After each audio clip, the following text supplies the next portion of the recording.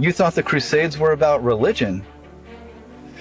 They told you it was Christian knights versus Muslim warriors, but in reality, it was Rome versus ancient knowledge. During the Crusades, they didn't just sack cities, they looted them. Baghdad had one of the largest libraries on earth, and then, poof, gone. Constantinople was home to the preserved Greek, Persian, and Egyptian wisdom. What happened? It was looted. Jerusalem, a spiritual portal city that held ancient relics and forgotten tech. Guess where most of it ended up? In the hands of the secret societies or locked away in the Vatican vaults, where it's still hidden today. Then, centuries later, they miraculously rediscovered some of it and called it the Renaissance. This wasn't a religious war. This was a systematic memory wipe.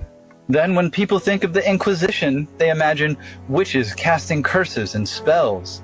But what's the truth?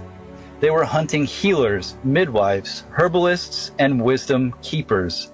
These were the last people carrying the pre-Christian knowledge. Knowledge passed down from Egypt, Babylon, and Atlantis, hidden in villages, forests, and bloodlines. They knew the power of plants, frequencies, and the human body. They had oral traditions, sacred songs, star maps, real science before it was outlawed. But to the church, this was dangerous, because it meant power outside of the system. So they flipped the script, called them witches, labeled them as demons, and burned them alive. This was not spiritual cleansing. This was intellectual genocide.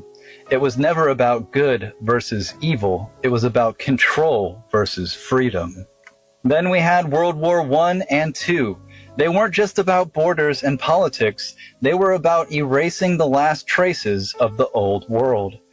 Before the wars, Europe, Asia, and parts of America were still filled with massive stone structures, cathedrals, star forts, domes, towers, built with a level of precision we still cannot explain. They called them Gothic or Victorian, but most people couldn't tell you who built them, when they were built, or how they were built. Then the bombs started falling, city after city. Dresden, Berlin, Warsaw, Nagasaki. These were not just strategic targets. They were full of Tartarian-style architecture, and it all got wiped out. After that, boom, the New World Order. The UN, the IMF, the WHO, the globalist banking, mass surveillance, a complete reset of identity, culture, and memory. They didn't just win the war, they rewrote the map and the timeline. This wasn't about freedom, it was the final phase of the reset.